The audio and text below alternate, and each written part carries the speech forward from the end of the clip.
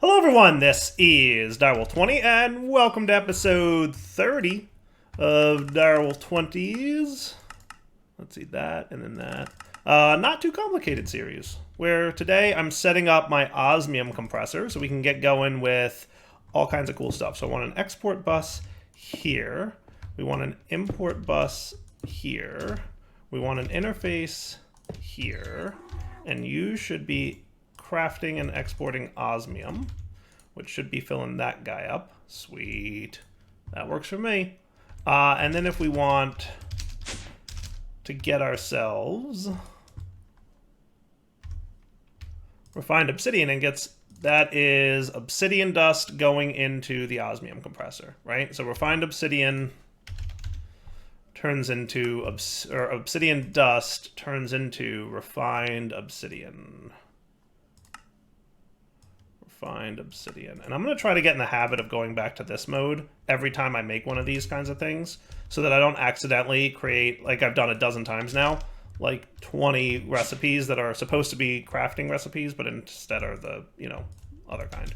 So now if I want 10 refined obsidian, that should be no problem. Yeah? Nice. Well, that's cool. And I even made a couple tier upgrades just to make life a little bit faster for us. I already put the speed upgrades in this thing, but we can tier upgrade it as well and make sure that the split mode is on. And now we're groovy. Look at that. I like it. See, already upgraded. Everybody's happy. Cool. All right, so now that we've got that going, I should be able to make myself a chemical crystallizer. We just need 2 ultimate control circuits from Mechanism. So 2 ultimate. You know what I'm going to tell you I miss? I miss in refined storage the ability to control click and have it craft the things you need. Man, I've really gotten spoiled by refined storage. I'm just saying. But long story short, I set this guy up, rotary condensator, liquid lithium turning into lithium. Now these guys obviously need power, which I'm going to hook up right now. I also started using ultimate universal cables instead of the pipes energy transfer stuff, because I just feel like that's a cool idea, and that's what we're doing now. So if I were to come down here and get myself set up, no more of the whole like set this to export mode and then to an upgrade so that it can do more of, like none of that. No, we're done with that stuff, right? All right, so you should be there. You are already working, which is great to see. And then you should be making lithium dust, which is awesome. And that's what we wanted, right? Nice. Now I might wind up throwing you in a drawer, maybe. Does that sound smart? Like a nice little drawer. And what I could do then with that nice little drawer, make sure you're locked. Boom. Lithium dust. And then we can get an ender chest. And that sounds cool to me.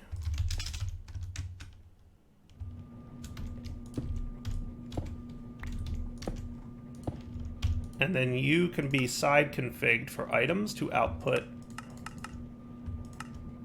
and eject. And now we've got lithium dust. That sounds pretty cool, right? I'm down with that.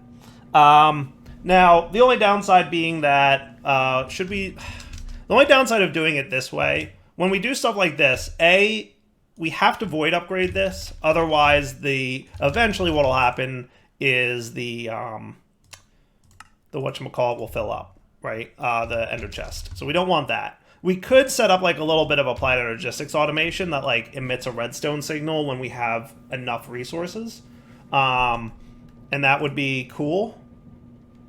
But also uses up a channel and have to run a lot more cabling. It's just a hassle.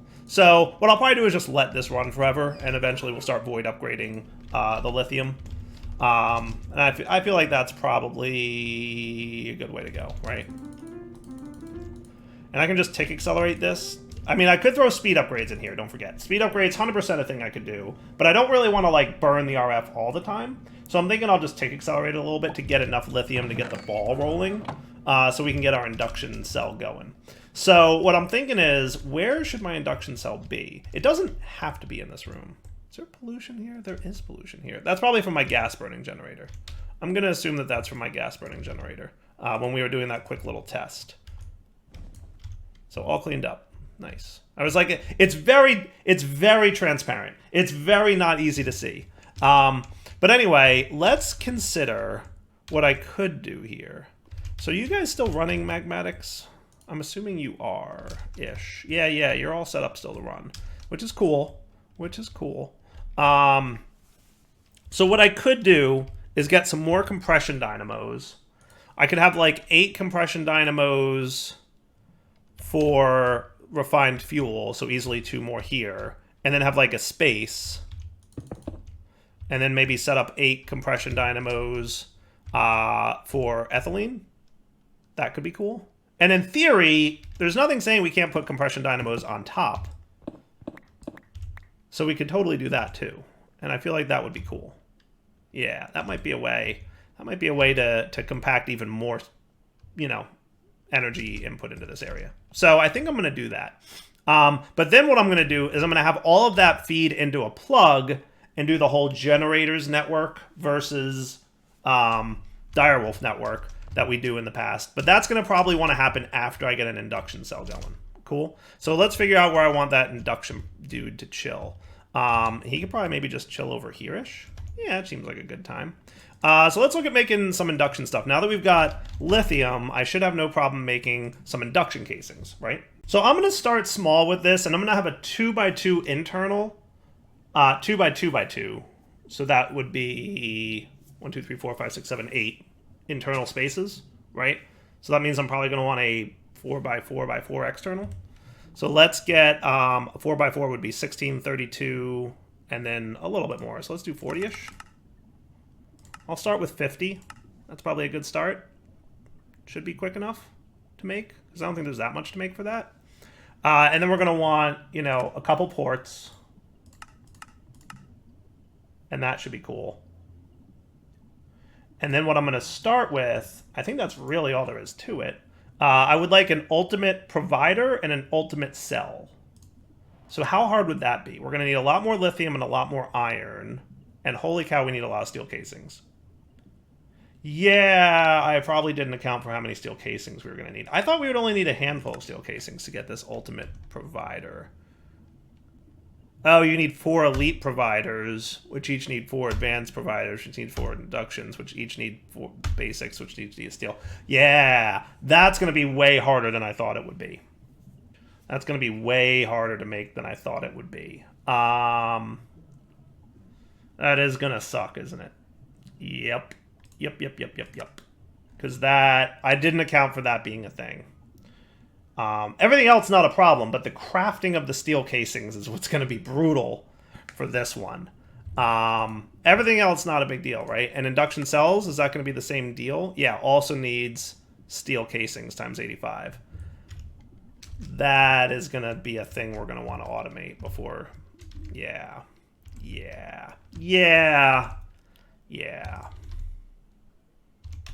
All right, let me think that one through for a minute. Is there any other cool way to get steel casings, or is really that's it? I have the resources for it. It's just, the iteration of it, right? So let me think about that. Let's look into maybe automating this. I don't even know, even once it's automated, I feel like that's a lot, right? That's gonna be a challenge. Not impossible, mind you. Absolutely doable, but just not as easy as I would have thought or would have wanted. So let me think about if we want to do that or not. That may or may not happen. We'll see. But yeah, let me think about that for a minute. Well, I'm not really sure what I'm going to do with that. All right, so I had to play around with my HDPE sheet production line a little bit. So this is interesting. What happened is we ran out of these guys. So basically, we backstuffed on ethylene. And as a result of backstuffing on ethylene, we stopped producing substrates. And when we stopped producing substrates, we stopped producing HDPE sheets. So I think one thing I might do is, rather than doing the ender chest here, I think it might be a smart move to maybe not have this be the ender chest, but have this be the actual drawer for HDPE sheets and connect to it with a external bus. And the reason for that is I want the machine to back stuff. And we could do some like crazy logic to back stuff, but frankly, it would be a hassle to do. So I'm not going to do that. What I'm going to do is I'm just going to have you with an external bus, and that'll be that. Deal? So let's throw a ME storage bus on this guy. Shouldn't be too hard to make. And I think we've got some channels nearby that we can tap into. Though, now that I'm thinking about it, how many channels do we have in use over here? I think we might already have a full 8. So that might be a little bit more of a hassle than I thought it was going to be. But not the end of the world, because what I can do is just run my dense cable across. And then run my Fluix right down to there. Cool. So now we've got our HDPE sheets available. You will eventually back stuff if I remove the void upgrade. Okay.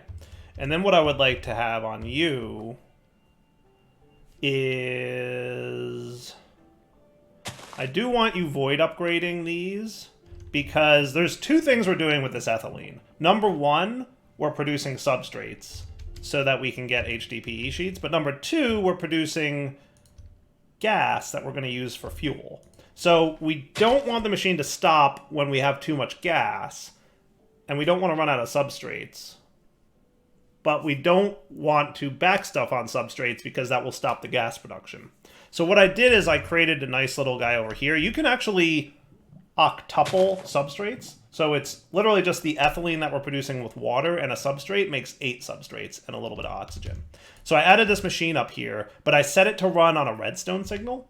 So what I'm going to do is I have ethylene going into here, okay? And this guy might be filling up. I probably shouldn't have used such a big pipe because these pipes have a lot of storage in them, but it'll back stuff eventually. The point being is that we will take the ethylene, it'll go in here, and then when I want you to run, I can give you a redstone signal, and he'll make extra substrates for us. Because look, we're about to hit the point where we're going to run out of substrates. See it? We have a net loss of substrates because you make less substrates than you use to make HDPE sheets. So if I give this guy, you know, a little this button, that should be cool. And then let me get the mechanism, this and this guy ready to go for him. Did I already do this? Oh, I already did this. Wow, you're just slow. Well, not that slow, but slowish.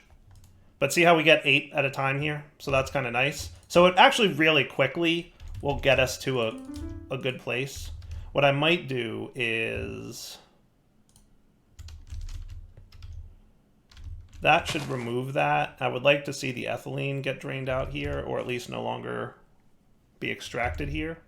Because we are definitely choking a little bit on ethylene, probably as a result of me pulling all that out and having such thick cables there. I should probably use the green tubes for this. I'm going to get one more little bit of them because they have too much of an internal buffer. That's my one complaint about mechanism pipes and tubes is they have such a large internal buffer. They're not only transferring the liquids and gases, they're storing them in a very large amount. So it takes a long time for them to back stuff. But anyway, I ran into this problem because I needed 400 plus gray plastic sheets. We needed a lot of HDPE, and I didn't have enough. And it wasn't making any more. But now it is. So that's cool. So like I said, at some point, this will back stuff. Once he back stuffs, this will back stuff, and then this will back stuff, and then this will only be focused on making gas for us. And then eventually this thing will back stuff. So everything will be good. I just wanted you to see kind of like some of the things I did here. So yeah, see what I mean about this thing back stuffing? It's pretty wild. I might even want to throw, I guess I have an ultimate pipe upgrade in here, so that'll at least drain those things faster. Pretty neat, right?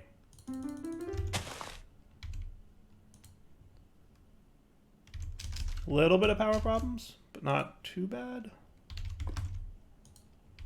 Okay. Yeah. So I'll let that happen. And eventually, you know what'll happen? This will empty out. And that's when it'll stop. So I'm not going to turn this off just yet. But For now, it has to be a little bit manual, but if it becomes a regular problem for us, what I could probably do is detect how many substrates are in here, and if it's less than a number, like under 200, give this guy a redstone signal and turn him on. That's my thought process, at least. You know, we'll see what happens. But for now, we'll just kind of let it chill. So the next thing I need to do is make a lot of batteries for our space chamber stuff. So we need 8, but we should only need in total 8 of these. And I think I've got enough for 8 machine frames right now. So all I need to do is get my copy paste gadget, get my machine frame from RF tools ready to go. So you and save. And then you go back here. And if I'm not mistaken, and then what was the dropper thing? A dimensional shard. So I think we need 8 of these.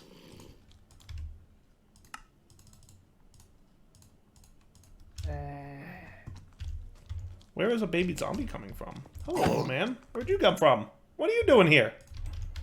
What's that all about? I think where they can spawn is in this room. I haven't done anything to prevent that, and I'm struggling to find a good way to do it. Mostly because most things, like, you know, I could throw a torch in there, I guess, but wouldn't the wither destroy it when he spawns? So we'll see. For now, I'm not too worried about it. There's other things we could do to prevent that from happening, but I'm worried that they will impact our darkroom spawner with the cursed earth and everything, because I feel like that thing follows spawn rules a little bit. So I'm going to make 8 of these. I think I have all the resources in my inventory to do so. It's just going to take a minute, so I'll be right back. And then when we get back, we're going to play with the space chamber and the builder to see if we can automate creating these multi-block structures. So since field projectors have a lot of crafting steps, I just taught them all to the system so we can make them. My plan is thus. I would like to have this one still here so that he can still be used for manual crafting. And then I will start having multiple field projector systems around my base. Probably have like a dedicated area for this where we're going to have basically a bunch of these, each one making a specific craft. Because remember, we're going to need to have a dedicated builder and a dedicated compacting crafting system per multi-block structure. So we're going to need like one for a mechanism casing, one for an AE controller, one for an RF tools block. I'm not going to set these all up right now, but, you know, we're going to do 1 or 2 now and then add them as we decide we need a lot of a particular one. Like, we may never really need to make an AE controller one, for example. Maybe we will. I don't know. We'll see. Also, this is a thing that happened. Hello, sir. And I think this is also a thing that happened. These traders. Oh my goodness, it's an elephant trader too. Pest control. Sweet, I have no idea what that quest is. I guess it's just getting that. Okay, cool. Yeah, I was just wanted to show that. So where should I set up this large... I'm thinking underground, right? There's no reason not to put it down here. So like maybe like this area kind of leading out this way can all be our stuff, right? I like that. Yeah, I like that plan. So let me get that mapped out. All right, let's see what we can come up with here. So what my plan is as follows. I'm going to have basically a line of these extending out this way. And there's a lot of real estate that get used up for this, but it is what it is. Might wind up being like a 2x2. So like I could have another set of these structures kind of out here-ish a little bit. But the basic plan is this, and let's see if we can get it working with one, and then we'll expand it to some others. Now, it just so happens, and I'm lucky for this, that my height here is 5 blocks tall, because it actually just barely fits. But that works out, right? So if I do these things here, and then we get this guy, and then I'm going to do this. Well, nope, it's just a right click, not a shift right click. Chamber successfully created. 64 block area. And then I'm going to space card this. Shift click. There we go. Nice. Look at that. Cool. So osmium plastic steel, 276038, right? And if we look at this, it's 276038. So we've got our space chamber properly captured. Now, in theory, I should be able to break all these blocks.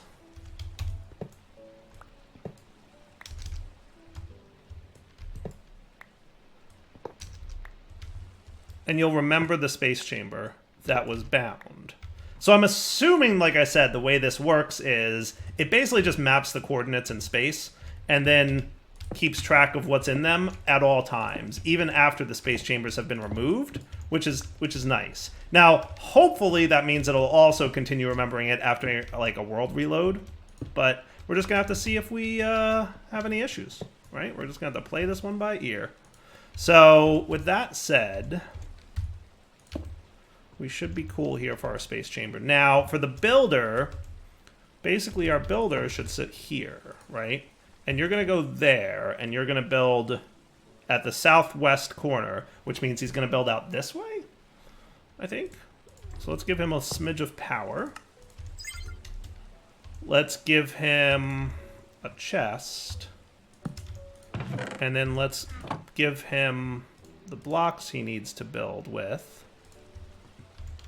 And then you're going to ignore redstone.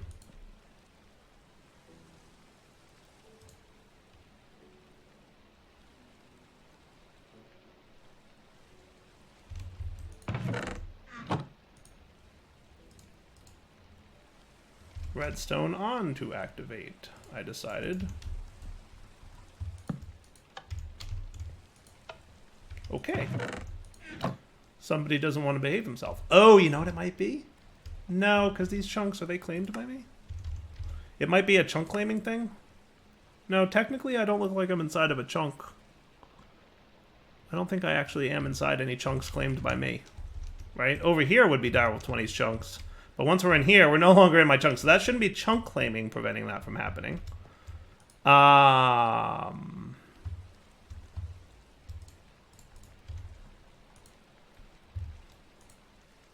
Installed module. Oh, neat. You can do this. Okay, that's cool. So I can do the offset if I need to. I can do the offset if I need to. That's good to know, at least. On to activate. Copy, move, swap, back, collect, copy. Yeah, no, copy's what we want. I remember I crashed last time I did support in preview mode, so I don't want to do that. If the operation is not possible, wait on the current position. It might be...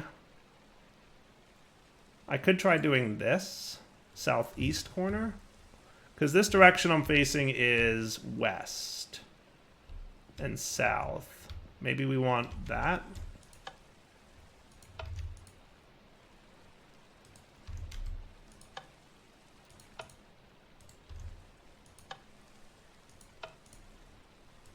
Yeah, I really feel like you should be this way.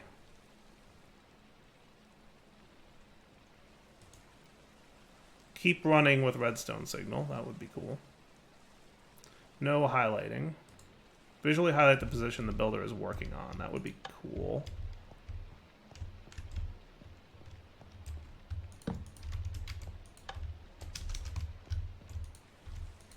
Yeah, I don't know why this isn't working, honestly. Let me play around for a minute.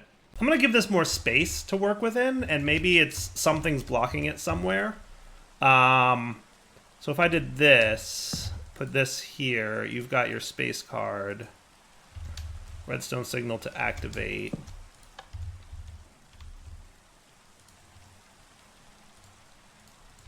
Do you think it's because I broke the thing? It's possible, but I thought I tested in my single player world when I was cheating.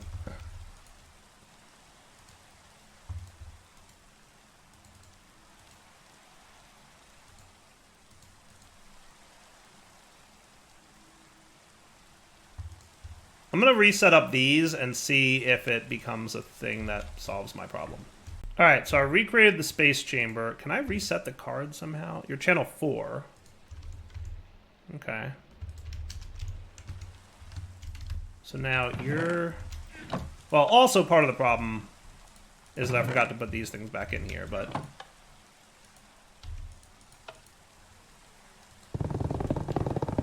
Well, now you're building. Sweet. Alright, that's cool. Do a single run and stop.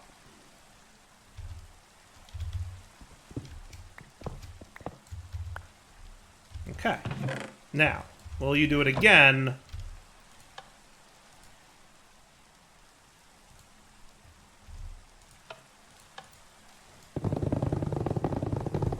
that's what we're probably going to want the mode to be.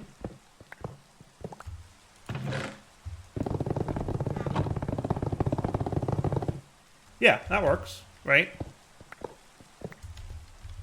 Now then, subsequent question would be, well, also, let's have you not require redstone. Right? Ignored. So then, imagine we insert these resources with interface. Cool.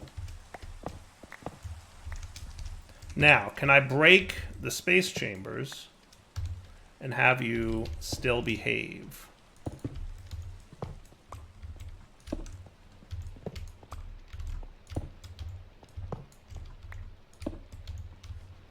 Right? This is the question that we're about to answer. Hopefully the answer is yes, because if not, then this all of a sudden becomes way more expensive. We basically need 9 blocks in order for this to work instead of just the one builder. I want to be able to reuse my space chambers, right? So in theory, all I need to do is insert this and it should start building again. And it's not. And that's a bummer. So the space chambers may need to stay in place. Huh. Well, that sucks. Just from a cost perspective. Though if I automate the creation of these space chambers, it's not that bad. How much do these cost again? You know what? The big price is the dimensional shards. Cobalt is easy because seeds. Plastic blocks we have automated. Dimensional shards, not that bad. Not that bad. But expensive nonetheless. Mostly EMCable though. Or we could even do this with, you know, with seeds as well. We could set up seeds for all these resources and just make it less painful. Not the end of the world, per se. So if I reconnect this, you're now channel 5. You're still not going to work, but I'm going to have to go get the space card here. Shift-click it. Now you're channel 5. Is that what's up? And then if I insert you again, now he's working again. So that's the deal. We need to have the space chambers in place. But once they are, it works pretty reliably. Okay. At least we know. At least we know that's what's up. Okay. So now let's figure out this mechanic, right? So what we want is this guy to sit here. Is that right? With the chest on top? Or is it over one more? I guess we'll see. I might have to move it one, but we'll find out.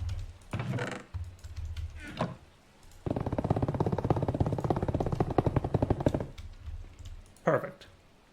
And now you're just going to keep running. And he's going to keep, you know, constantly running. Keep running is the key for this. So that we don't have to go into the UI and hit this button every time. Because if it's not in keep running with redstone mode, you'll have to come in here and hit this button every time. Like, see, watch. If I do this, every time I want this to happen, I have to hit this button. And that's a no. That's clearly not what we want. We want this to happen all the time. So we put it on keep running with redstone. Hit that. And now going forward, anytime we insert stuff here, we should be fine. Cool? All right, so now let's try out this mechanic, right? So I think do we shift-click it? Copying field position. Bound to that. Shift use in air to unbind from field. Use proxies for redstone automation. Okay, so if I put you here, and we got some redstone, you are not emitting a redstone signal, which I thought you would. Because aren't you ready to go? I might need you to... Because there was another thing we might have to do from compact crafting, and that is the rescan. So rescan might need a trigger every now and then. Okay. I